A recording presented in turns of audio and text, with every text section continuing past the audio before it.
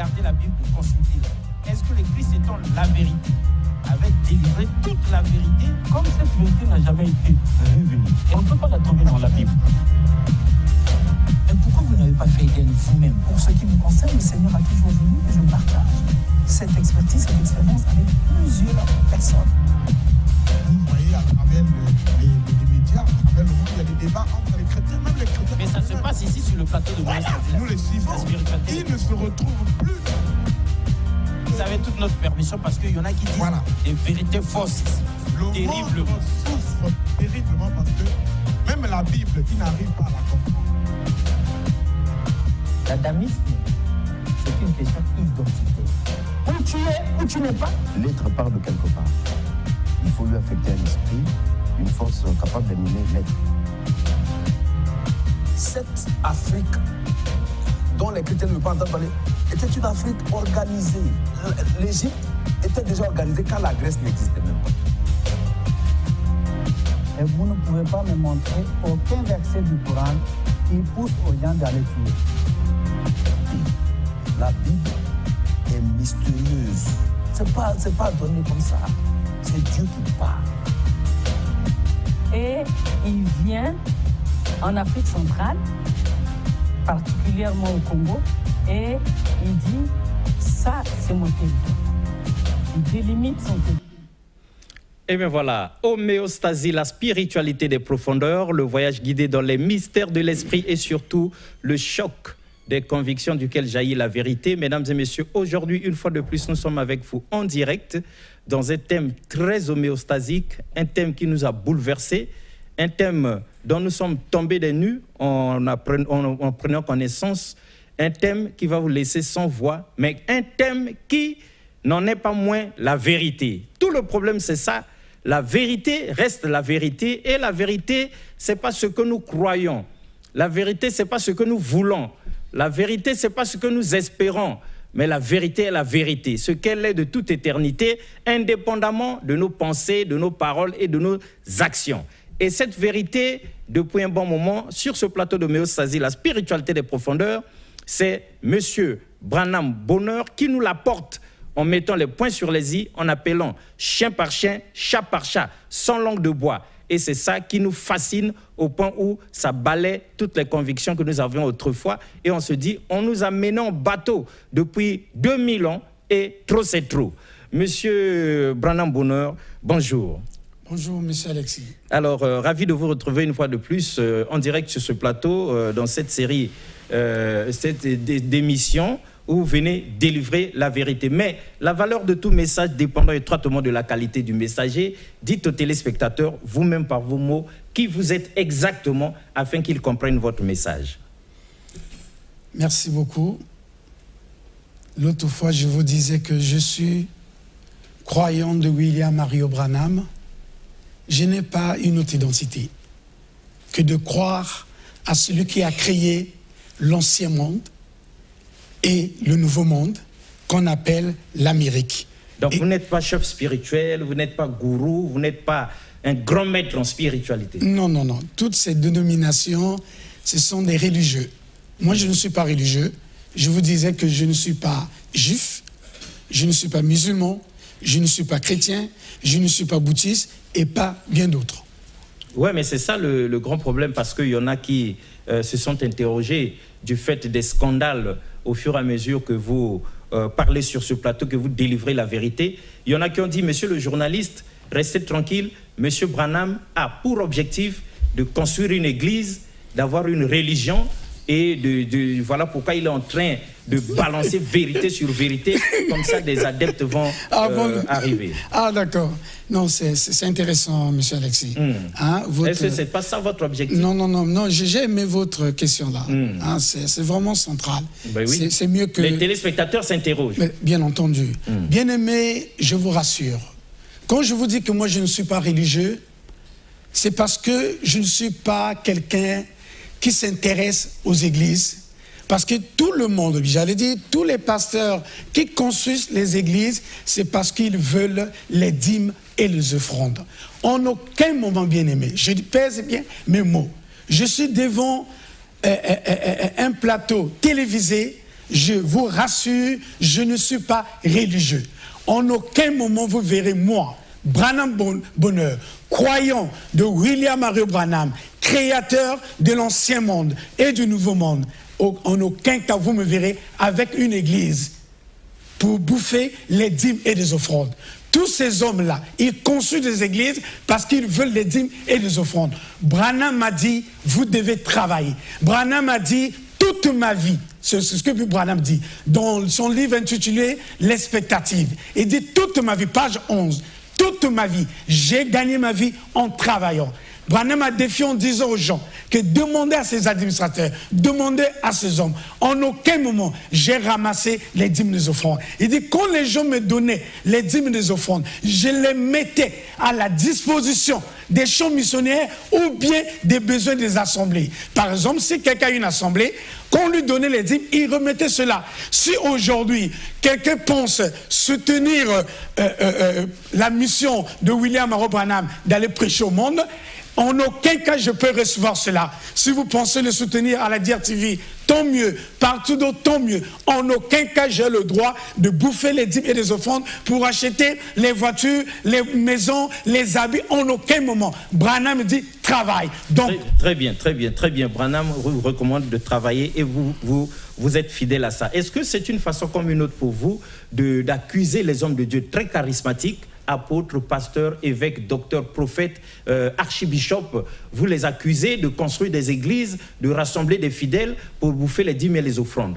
Est-ce que ce n'est pas manquer de respect à ces hommes de Dieu très charismatiques? Pas du tout, monsieur Alexis. Je vous disais autrefois que moi, Branham a pris le respect des pasteurs, des évangélistes. Branham dit qu'il faut respecter ces hommes-là. Moi, je les respecte tous, ces hommes-là. Moi, s'il y a quelqu'un que je dois combattre dans ma vie, c'est Lucifer, qui est en train de tromper l'humanité. Voilà mon ennemi juré. C'est Lucifer, ce n'est pas ces hommes-là. Quand vous dites, bon, ils bouffent les dîmes et les offrandes, moi je vous ai dit, mais c'est parce qu'ils sont des religieux.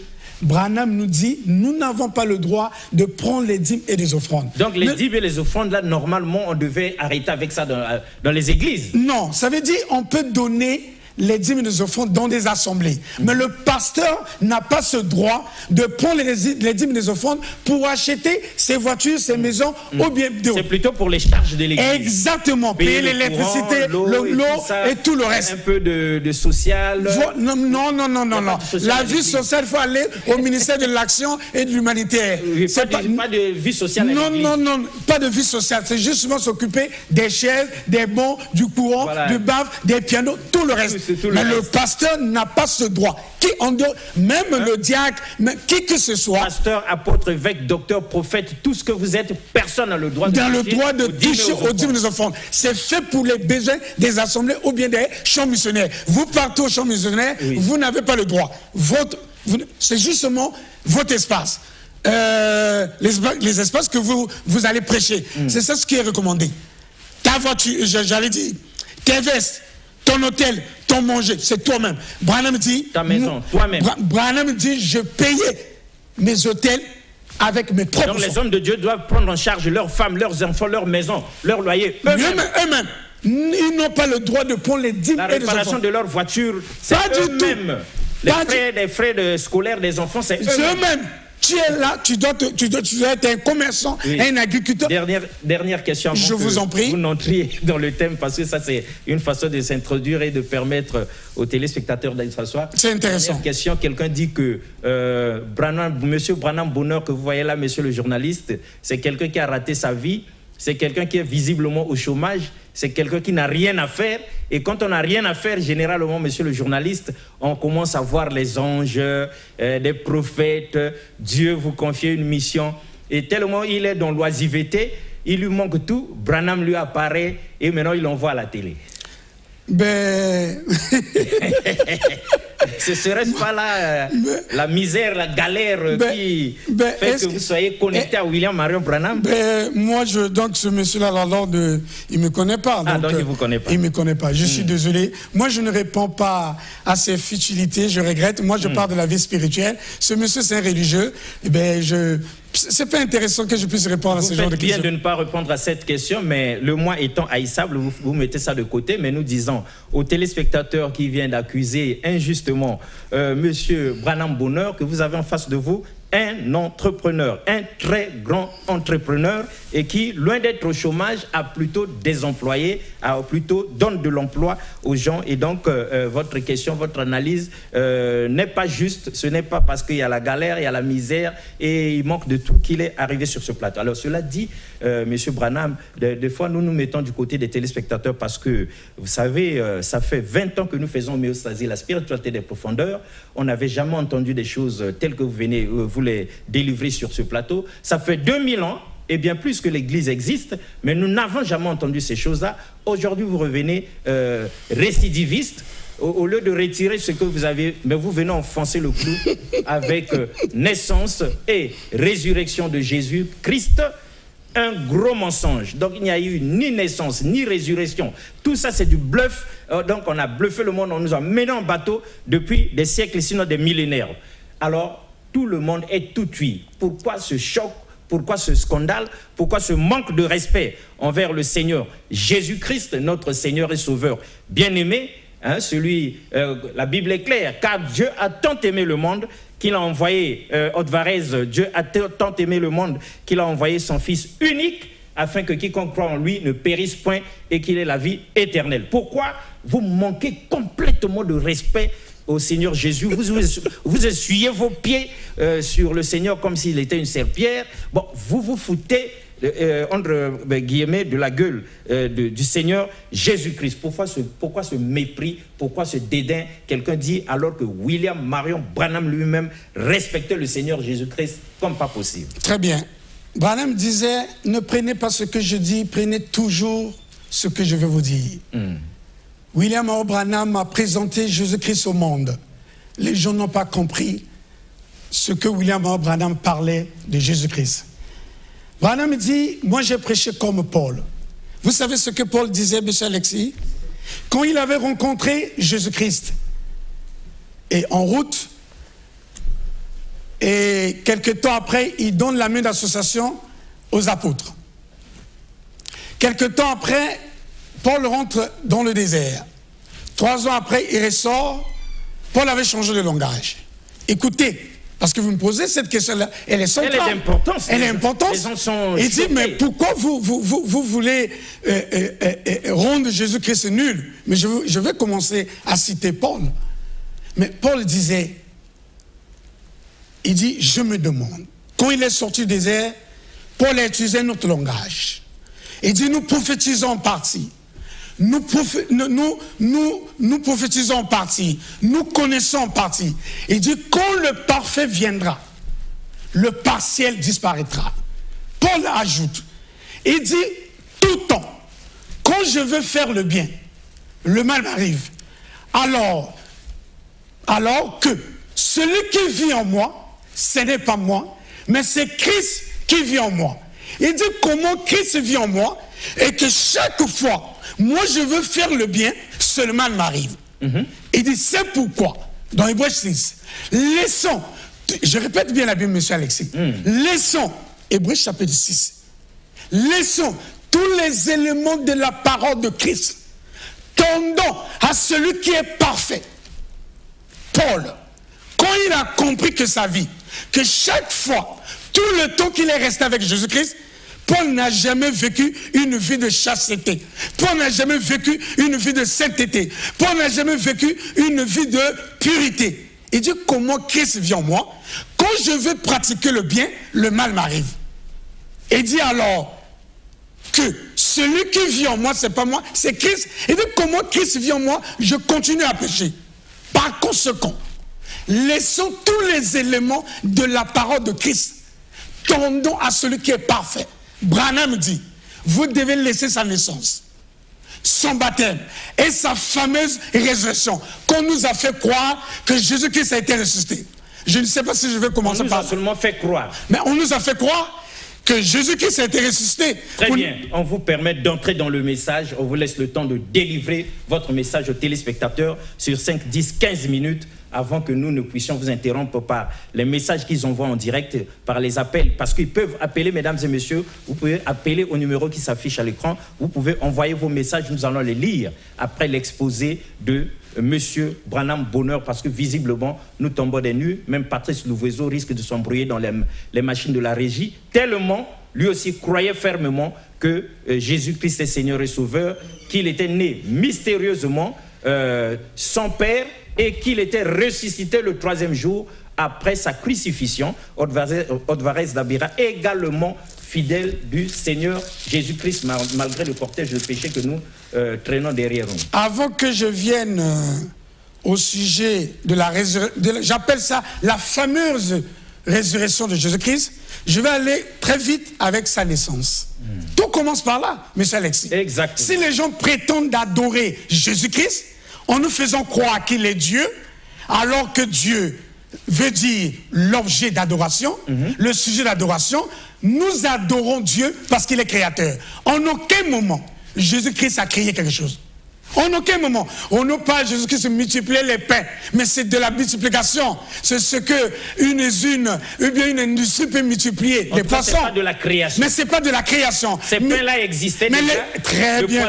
Moi, je vous aime. Et il n'a fait que mais multiplier. Apparemment, vous êtes bien doué, hein, monsieur Alexis. Mais ça, c'est bien. Voilà. Il n'y a pas de la création là. Multiplier les pains. Mais un boulanger, il multiplie les pains, il prend une pâte. Mais voilà. Il n'y a aucune création là. Mais je veux vous demander. Même pas un miracle. Mais ce n'est pas un miracle. Donc, c'était pour dire, je commence par la fameuse naissance de Jésus-Christ. Je suis dans Ésaïe 7, je souhaiterais lire, verset 14. Il est dit, voici la jeune fille deviendra enceinte. Elle enfantera un fils. Monsieur Alexis, vous pensez que les gens ne réfléchissent pas? Les gens ne veulent pas développer leur réflexion. Branham nous autorise et dit réfléchissez, méditez cela. Et dit une femme qui tombe enceinte, mais ça veut dire elle a été dévergée. C'est clair. Mais c'est clair, il est dit dans la Bible qu'une vierge concevra. Ça a été prophétisé par Ésaïe. Ça c'est Ésaïe 7 qui reconnaît que toute femme pouvait être vierge. Mais il dit cette vierge devait concevoir. Il y a une conception quand il y a l'ovaire d'une femme qui sécrète l'ovule et rencontre le germe d'un homme, ce qui donne la conception du voyude au fœtus à la grossesse. Exact. Donc Marie, étant donné qu'elle avait conçu Jésus, mais ça veut dire sa virginité a été perdue. Donc Marie n'était plus vierge. Il n'y a plus de raison qu'on parle de la Vierge Marie. Mais on ne peut pas parler de la Vierge Marie. Donc il n'y a aucune spiritualité là. Il n'y a pas un miracle, ni ce qui est extraordinaire.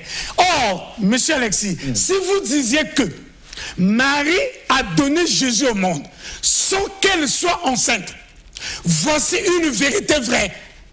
Si vous parlez que Marie donne Jésus au monde sans qu'elle soit enceinte, donc elle est vierge. Elle est vierge. Elle est pour elle vierge. On ne sait pas où elle a ramassé Jésus, mais elle a donné au monde. Voilà, là, ça s'explique. Là, ça s'explique. Vous devez démontrer. C'est clair. Mais vous ne pouvez pas nous faire croire de telles bêtises que Marie tombe enceinte. Vous dites qu'elle est vierge. Elle est restée vierge. Mais comment elle est tombée enceinte? Mais comment elle est tombée enceinte? Voilà. Donc, quand quelqu'un... Elle a été forcément déviergée. Très bien. Ça, c'est Ésaïe 7. Bien aimé, je lis Ésaïe 7, verset 14. Je vais prendre Ésaïe 9, verset 5. Il nous est dit, car un enfant nous est né, un fils nous est donné. Les gens peuvent continuer à lire. Donc, c'était pour montrer que l'enfant que Marie a conçu, a été né. Et on nous dit que cet enfant sera donné pour le Saint-Esprit. Mais c'est cette prophétie. Je lis Ésaïe 40, verset 3, qui montre qui sera la personne qui va faire concevoir Marie. Une voix qui préparez au désert le chemin de l'Éternel, aplanissez dans les lieux arides une route pour notre Dieu. On avait prophétisé, c'était Ésaïe, mais on ne savait pas c'était qui. On nous dit une voix qui, une voix annonce, une voix est une personne, n'est-ce pas? Exact. La voix est une personne. C'est une personne. Qui annonce un chemin pour notre Dieu. Ça a été prophétisé par Jean et par Isaïe. Exact. Mais on ne savait pas c'était qui. On ne savait pas c'était qui. Maintenant, Jésus confirme que c'était qui. Je suis dans Matthieu 11, verset 10. Je commence au verset 9. Jésus dit, qu'êtes-vous donc allé voir? Un prophète? Oui, vous dirai-je, plus qu'un prophète, car c'est celui dont il est écrit. Voici, j'envoie mon messager devant ta place pour préparer le chemin devant toi. Je vous dis en vérité, parmi ceux qui sont nés de la femme, il n'y en a point paru de plus gros que Jean-Baptiste. Donc la voix dont Ésaïe avait prophétisé, dans Ésaïe 40, verset 3, Jésus confirme que c'était Jean-Baptiste. Et tout s'explique. Mais ça s'explique. Donc la personne qui est venue préparer Jésus-Christ, c'était Jean-Baptiste. Mais c'est là où maintenant... Mais est-ce que ça veut dire que Jean-Baptiste avait connu Marie? J'en viens. Je prends Matthieu 1. Et c'est là où est le problème. C'est le nœud du problème. Le nœud du problème, c'est ça. On nous dit la généalogie de Jésus-Christ. D'où je parle de la naissance de Jésus-Christ. La naissance de Jésus. C'est racine. C'est racine. On nous dit Jésus-Christ, fils de David. Fils veut dire descendant. Fils d'Abraham. Ok? Virgule. Abraham engendra Isaac. Isaac engendra Jacob. Jacob engendra Joseph. Vous allez lire ça jusqu'à la fin. Jusqu'à la fin. Au verset 18, on nous dit, voici de quelle manière arriva la naissance de Jésus-Christ. D'accord? Marie, sa mère, ayant été fiancée à Joseph, se trouva enceinte. Mais c'est là où tu ne poses pas la question, M. Alexis. Mais Marie étant fiancée à Joseph, mais elle était déjà enceinte. Maintenant de qui? Là où les religieux ne veulent pas poser la question. Aucun homme de Dieu ne nous explique ça à l'église. Mais on ne nous explique pas avec qui Marie est tombée enceinte. Donc la notion où on nous faisait croire que c'était par l'esprit. Bien aimé, je vous dis, si Marie était tombée, a eu plutôt Jésus par esprit, elle n'allait pas concevoir. Toute femme qui conçoit, ça veut dire elle a perdu sa virginité. Donc, vous et moi, nous devons dire à l'humanité, Marie, ayant été fiancée à Joseph, se trouva au passé. Elle était déjà enceinte. Bien des mois avant. Bien des mois avant. C'est vous qui nous révélez ça. Et la Bible est claire là-dessus. Mais Branham le dit. Vous me permettez une minute? Mais bien sûr. Écoutez Branham. Ah oui, parce que nous faisons beaucoup plus confiance à Branham que moi. Même tous les frères du message. Mais bien sûr. C'est quelle brochure? Il faut dire avec précision. Non, c'est quel livre? C'est quel livre? Merci. Ah, d'accord. Dieu est son propre interprète. Oui, Branham lui-même dit quoi? Ésaïe avait dit. Là. Il répète Ésaïe. Exact. Une vierge concevra. Elle l'a fait. Ça, c'était quelque chose de très inhabituel. On peut nous dire qu'une vierge conçoit. Mais c'est inhabituel. Mais c'est pas courant. C'est pas normal. Une vierge, quand elle conçoit. Depuis que le monde est monde. Une vierge qui conçoit, elle est passée par là. Très bien.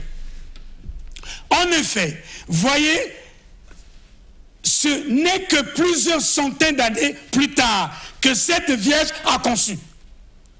Que Branham dit. Écoute Branham. Il dit ceci. Elle était fiancée. En ce temps-là, transgresser cela, c'était exactement la même chose que commettre un adultère. Eh bien entendu, Joseph, suis bien moi, monsieur Alex. Joseph, il lui semblait que Marie cherchait à l'utiliser comme écran, à se servir de lui comme couverture pour sa faute. Car voilà, elle s'était retrouvée enceinte sans être mariée. Elle n'était que fiancée. Une ruse pareille c'était la mort par l'habitation. Ça, c'est William Marion Branham lui-même. Qui parle. Non, tous les autres frères du message, ils connaissent le livre. Mais ils connaissent bien le livre là. Eux aussi, ils lisent ça. Mais ils lisent mais bien pourquoi ça. ils nous disent jamais Mais ça? ils ne peuvent pas dire pourquoi, parce qu'ils ne connaissent pas d'abord qui est Jésus-Christ. Ah. Il faut commencer par la naissance de Jésus-Christ. Exact. Les gens adorent Jésus-Christ parce qu'ils croyaient que Marie avait donné Jésus au monde par la vertu du Saint-Esprit. Exact. Or, cette vertu, c'est Ésaïe 9, verset 5, qui dit quoi? Un enfant nous est né, a été conçu, un fils nous est donné. Donc quand Jésus conçoit, plutôt quand Marie conçoit, elle donne cet enfant au Saint-Esprit. Mais il faut croire aux gens, c'était le Saint-Esprit. Voilà. Qu'est-ce qui s'est passé? Mais tu n'as jamais posé la question. Qu'est-ce qui s'est passé? Mais tu n'as jamais posé la question pourquoi Hérode voulait tuer Jésus? Ah, justement. Ah, bien sûr. Mais c'est important de savoir ça. Il a menacé Jésus. Quand il a raté avec Jésus, il a menacé Jean-Baptiste. C'était pourquoi Hérode faisait la cour avec Marie. Quand Hérode a su que Marie était tombée enceinte avec Jean-Baptiste, qui était le fils de Joseph, il dit, là j'ai perdu cette fille. La seule manière pour récupérer cette fille, je dois demander qu'on puisse tuer tous les enfants. Ils ont dit 2 ans parce que les mages ont parcouru de là où se trouvait Hérode jusqu'au Judée pour dire, comme il a déjà 2 ans, il faut tuer tous les enfants. C'était pour récupérer Marie. Marie était la concubine d'Hérode. Quand il a raté de tuer Jésus, il commençait maintenant à menacer Jean-Baptiste. Vous voyez? Il commençait à menacer Jean-Baptiste. Mais moi, je vous démontre que Jésus a reconnu que Jean-Baptiste était son père à la croix. Quand Jésus partait pour son dernier souffle, Jésus avait dit à sa maman que maman, je te laisse entre les mains de Jean. C'est dit dans la Bible. Non, mais c'est dans la Bible. Jésus, tous les hommes en soutane du monde, ils savent que c'est dans la Bible. C'est dans la Bible que Jésus, en mourant, a dit à sa maman, maman, je te laisse entre les mains de Jean. Jean était celui-là qui a dit à l'humanité que moi je vais baptiser Jésus-Christ avec l'eau. Mais il y aura quelqu'un qui va le baptiser avec l'esprit. Donc Jésus-Christ, son père terrestre, son père biologique, c'était Jean. Son père spirituel, c'était l'esprit. Quand il sort du baptême dans le Jourdain, l'esprit est descendu sur Jésus. Par conséquent, Pierre a dit, répentez-vous. Le baptême de la repentance, c'était avec qui? Jean. D'accord? Répentez-vous et soyez baptisés pour la rémission de vos péchés. Donc, pourquoi aujourd'hui, la naissance de Jésus-Christ, nous ne pouvons pas le célébrer? Mais c'est parce que tout le temps que nous prions Jésus-Christ, les gens sont dans la souillure. Les gens sont dans la circoncision. Les gens sont dans les maladies. Voilà pourquoi Paul a mis en cause ce qu'on appelle Jésus-Christ. En disant, pourquoi tout le temps, quand je veux faire le bien, le mal m'arrive? Alors que c'est celui qui vit en moi, c'est pas moi, c'est Christ qui vit en moi. Il dit, comment Christ vit en moi? Quand je veux faire le bien, j'en suis incapable. Je suis incapable. Et je fais le mal. Il dit, c'est pourquoi, laissons tous les éléments de la parole de Christ. Le même Paul, pour vous démontrer. C'est chaud. Nous allons lire dans Hébreux. Rapidement, parce que jusque-là, vous êtes encore sur la naissance. Il faut qu'on arrive aussi à la résurrection. Ah oui, d'accord. Je vais revenir tout à l'heure. Mais, monsieur Alexis, je vais vous démontrer que Jésus-Christ n'a jamais été ressuscité. Qu'est-ce qui se passe? Quand Jésus-Christ est mort, d'accord? On nous dit Jésus-Christ est mort vendredi 15h. On nous dit sa fameuse résurrection, c'était le dimanche à 9h, dit la Bible. Monsieur Alexis, prenez vendredi à 15h. 15h du vendredi à 15h de dimanche. Et du samedi, ça fait un jour. Du 15h, le 15h plutôt, samedi dit à 9h, ça fait même pas un jour. Donc, Jésus-Christ, quand il nous a fait croire que détruisez mon corps, je veux le rétablir en 3 jours. Mais c'était un mensonge. 3 jours. Parce qu'il meurt vendredi. À 15h 15h du vendredi aux 15h de samedi. Ça fait un jour.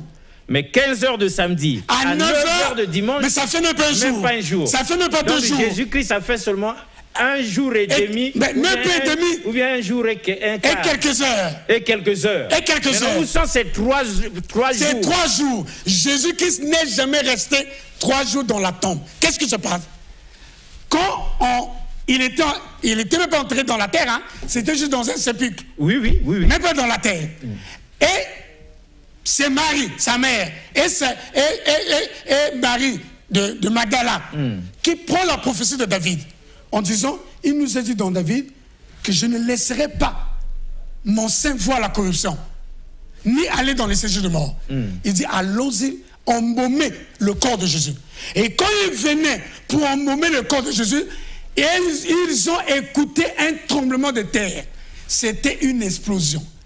Les Romains avaient détruit le corps de Jésus-Christ. Le corps de Jésus-Christ n'a jamais vécu après sa mort. Les Romains avaient détruit ça. Détruit cela parce que Jésus leur avait défié. Jésus avait défié aux Romains que détruisez mon corps, je veux le rétablir en 3 jours. Les Romains ont dit, ok, comme tu es mort, nous allons te tester. Nous allons te tester pour nous démontrer que si tu as la capacité de rétablir ton corps. Ils ont détruit son corps. Ils ont dynamité le corps. Très bien, c'est ça même le mot. Et c'est là où ils avaient écouté à l'époque. Ils ont appelé ça tremblement de terre. C'était une explosion. Le corps de Jésus-Christ a été détruit. Pulvérisé. Mais voilà pourquoi lui n'a pas une tombe. Et maintenant dans les églises on chante, oui, il est ressuscité, il n'a pas de tombe. Mais s'il était ressuscité, il est monté au ciel. S'il était ressuscité, il allait rester. Oui. On allait d'abord l'enterrer. Dans la terre. Dans la terre d'abord. Il allait rester. Bien comme Maïka Tolo. Il devait rester 3 jours. Et après 3 jours, on vient le faire sortir. On vient le faire sortir. Pour voir. Et il sort vivant. Voilà la résurrection. Passé comme ça. Mais ça ne s'est pas passé comme ça. Ça, c'est la vraie résurrection qui n'a jamais eu lieu. Mais qui n'a jamais eu lieu. Voilà pourquoi. Jésus-Christ ne pouvait pas ressusciter. Pourquoi? Jésus-Christ au jardin de Gethsemane, l'autre jour, j'ai lâché ça. Quand il partait pour être crucifié, au jardin de Gethsemane, Jésus est allé prier 3 fois. Et ces 3 prières ont été inexaucées. La première prière, il a dit à son Dieu, Père, enlève-moi cette coupe. Branham dit, c'était de la souillure. Il a demandé sa deuxième prière, Père, enlève-moi cette coupe. C'était de la circoncision. Jésus était conscient que si je meurs avec la circoncision, je suis perdu. La prière était inexaucée. Il est allé prier pour la 3e fois. C'était pour enlever la maladie. Malheureusement, écoute Jésus et dit, Père, que ce ne soit pas ma volonté, mais que ce soit ta volonté. Jésus-Christ est prêt, il était inexaucé. Voilà pourquoi, à la croix, quand il était pendu avec 2 malfaiteurs, Monsieur Alexis, on nous fait dire que Jésus-Christ a été pendu à la croix avec 2 malfaiteurs. Mais on ne nous a jamais dit qui sont ces 2 malfaiteurs. Non. Branham dit. Branham dit, un, c'était Pierre, l'autre, c'était Judas. Jésus avait dit, l'un de vous va me trahir et l'autre va me nier. Voilà pourquoi il y a eu un à la croix, avait nié Jésus. Les 2 qui ont été pendus à la croix avec Jésus, c'était Pierre et Judas. Mais on ne nous a jamais dit ça à l'église. Mais on ne peut pas vous dire. Et Jésus-Christ a été découpé. La tête de Jésus-Christ a été découpée. Donc, décapité. Décapité, merci beaucoup. Ça a été décapité à la croix. La personne qu'on a mis à part, c'était Pierre. Parce que Pierre avait dénoncé la vie de Jésus-Christ. Mais celle qu'on a décapitée, la tête, quand je dis celle, la tête. Qu'on a coupé la tête, c'était Judas et Jésus. Les 2 personnes, les 2 malfaiteurs, les 2 brigands qui se trouvaient entre Jésus, c'était Judas et Pierre. Voilà un qui l'avait nié, l'autre l'avait trahi. Pourquoi Judas avait trahi Jésus? Écoute la Bible. Judas et Jésus se disputaient. Ils disputaient qui? Marie de Magdala. Oh. Mais c'est écrit dans la Bible. Dans la Bible. Mais écoute ce que la Bible dit. Écoute ce que la Bible dit. On vous écoute avec attention. Il y a une pluie d'appels et de messages. Donc, il vous reste Marie de Magdala prend le parfait. Il met sur la tête de Jésus. La Bible dit, Judas prit de remords. Il est allé le trahir. Trahir veut dire révéler ce qu'on tenait caché. Judas savait ce que Jésus cachait. Écoute ce que Jésus dit. Celui qui va me trahir, c'est celui qui met la main dans la même pâte que moi. C'est celui qui connaît ma vie. La personne qui connaissait la vie de Jésus, c'était Judas. Trahir veut dire révéler, dévoiler ce qu'on tenait caché. Jésus savait que c'était Judas qui connaissait sa vie cachée, devait le trahir. Oh, c'est du lourd. C'est du lourd. Il y a des appels, mesdames et messieurs. Vous appelez pour que vous interveniez. On va vous prendre vos appels. On lit ce message-là. Pourquoi le frère entend dire qu'il n'est pas chrétien alors qu'il croit à Branham qui était chrétien? Je réponds? Oui. Non, Branham n'est pas chrétien. Il dit, je n'ai aucune religion. Il dit, ma famille, nous n'avons aucune religion. Nous ne sommes pas des juifs, nous ne sommes pas des chrétiens, nous ne sommes pas des Branham, des musulmans. Nous ne sommes pas des branhamistes, nous ne sommes pas un mouvement. Nous sommes des Branham. Nous sommes dans la famille Branham. Branham a dit, moi, j'ai vu les Branham, pas les branhamistes.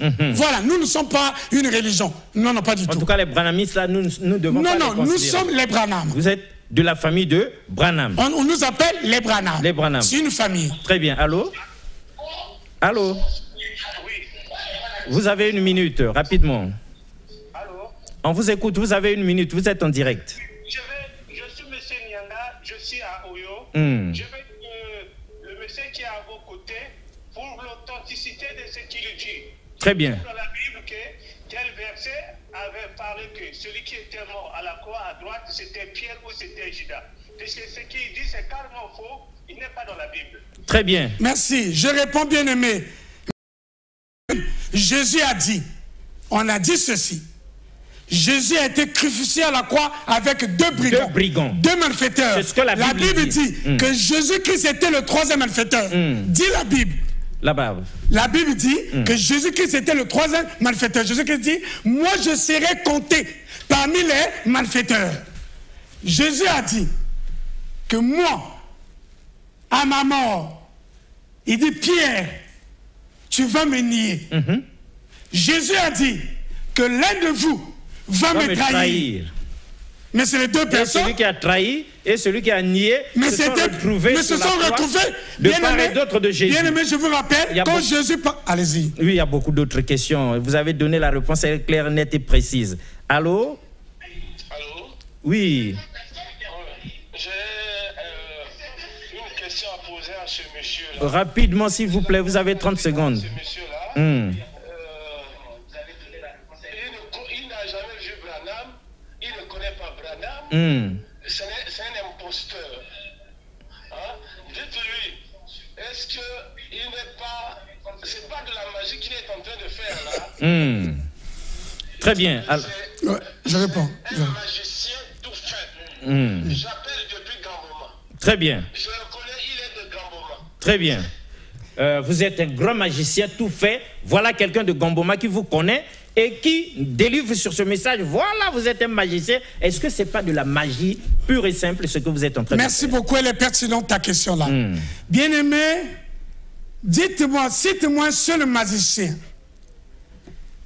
qui ne vit pas dans la sueur avec sa femme, qui n'est plus circoncis, qui a restauré sa verge et qui ne consomme plus les médicaments, vit par la foi. Cite-moi un seul magicien. Qui ne vit plus, c'est-à-dire qui touche sa femme uniquement le jour de l'ovulation. Cite-moi un seul magicien. 2.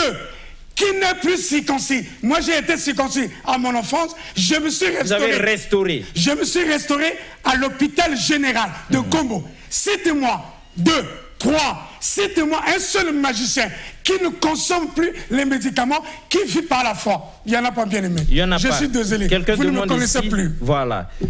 Quelqu'un dit vraiment ce monsieur Branham Bonheur est un apostat. Je ne sais pas s'il lit la même Bible avec les mêmes révélations ou bien il lit comme un journal. Qu'il fasse attention de ne pas blasphémer contre le Saint-Esprit. Merci beaucoup. Il ne connaît même pas ce que c'est le Saint-Esprit. Bien aimé, regarde seulement ta vie. Combien tu te souilles avec ta femme. Si vous avez le Saint-Esprit, tu ne peux plus te souiller avec ta femme. J'ai dit bien ta femme. Hein? Adam n'était pas tombé avec la femme de quelqu'un. Non, avec sa propre femme. Adam est tombé dans le péché avec sa propre femme. Pose-toi la question. Ta vie est-elle digne de l'évangile? Est-ce que tu te souilles plus avec ta femme? Tu n'es plus circoncis. La circoncision est une malédiction. Le Créateur t'a pas créé ainsi. Tu portes une malédiction. Est-ce que tu consommes pas les médicaments? Je vous, prouvez-moi le contraire. Exact. Waouh, c'est super. Qu'il lise Colossiens 1 à partir du verset 15 et qu'il comprendra qu'il n'a encore rien compris, qu'il fasse attention de ne pas tordre les paroles de Dieu. Bon, bien aimé. Vous tordez les Écritures. Mais je suis en train de citer. Vous êtes en train de révéler. Je suis en train de vous révéler, bien aimé. Oui, vous nous ouvrez les yeux. Je vous pose encore la question. Ça fait des centaines, des années. Vous êtes en train d'adorer Jésus-Christ. Est-ce que tu as une vie de chasteté? Paul a dit, Pierre a dit, femme, soyez chaste envers ton mari. Est-ce que tu vis la chasteté avec ta femme, bien-aimée? Est-ce qu'il touche sa femme? Est-ce que tu touches ta femme le jour de l'ovulation? Une seule fois. Et puis il attend. Pardonne-moi, comme Branham dit, oui, dans le mariage et divorce, il dit le sexe de la femme a été créé uniquement pour faire les enfants, exactement comme les poissons, les animaux et les oiseaux. Bien-aimé, est-ce que tu vis une vie de chasteté? Point d'interrogation. Allô? Bonsoir, vous avez 1 minute. J'appelle depuis Navakoso. Très bien. Tout ce que je veux est que monsieur continue à prêcher, continue à parler. J'aime l'écouter. Très bien. Ah, voilà quelqu'un qui a compris la révélation. Mais bien entendu, ça ne peut pas manquer. Il y a des gens qui comprennent. Bien sûr. Allô? Oui, allô, bonsoir. Bonsoir, on vous écoute, vous avez 1 minute. Bon, j'allais poser la question à ce monsieur en face de vous là. 30 secondes, oui.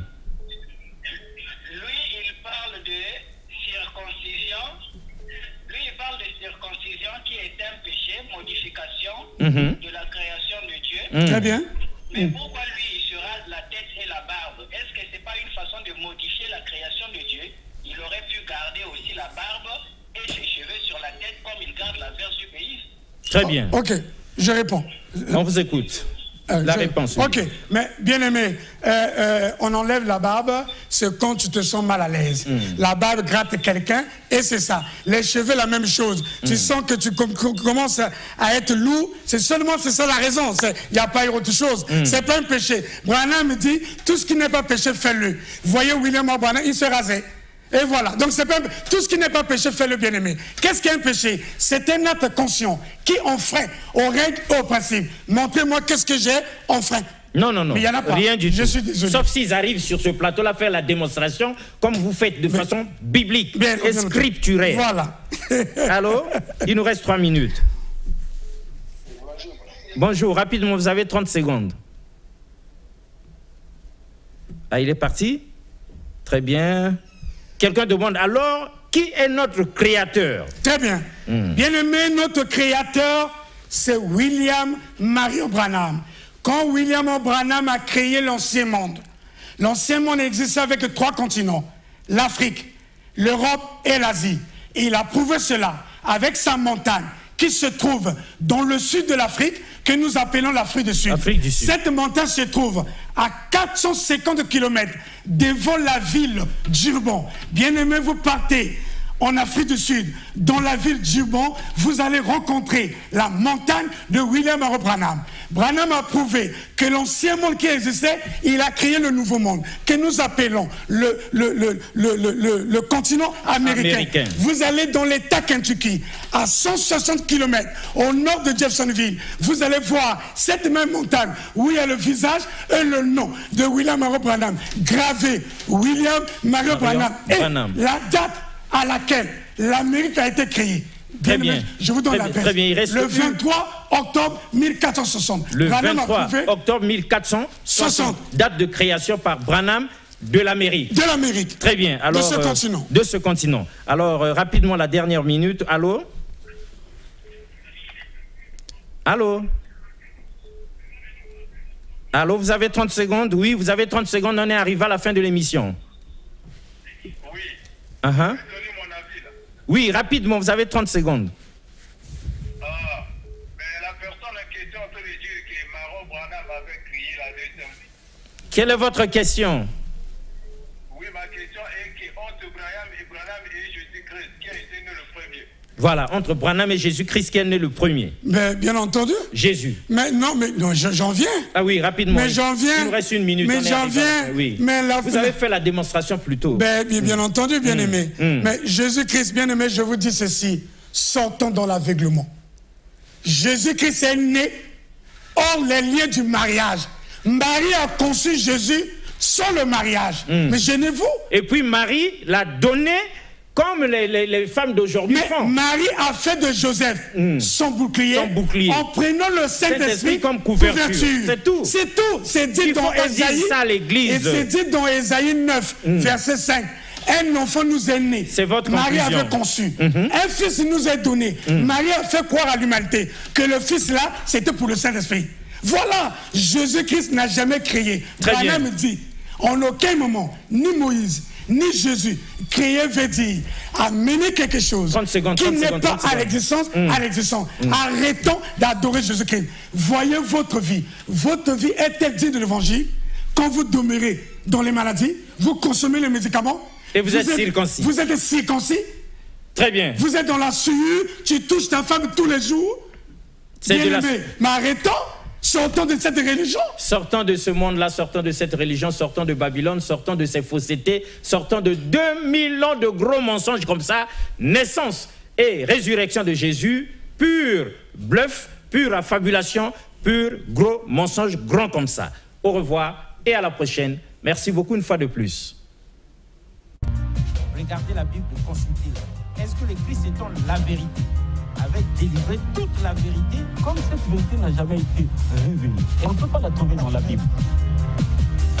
Mais pourquoi vous n'avez pas fait Éden vous-même? Pour ce qui me concerne, le Seigneur a toujours voulu que je partage cette expertise, cette expérience avec plusieurs personnes. Vous voyez à travers les médias, à travers le monde, il y a des débats entre les chrétiens, même les chrétiens. Mais ça se passe ici sur le plateau de Moïse. Nous les suivons, ils ne se retrouvent plus. Vous avez toute notre permission parce qu'il y en a qui disent des vérités fausses.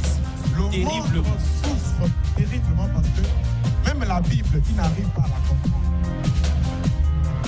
L'adamisme, c'est une question identitaire.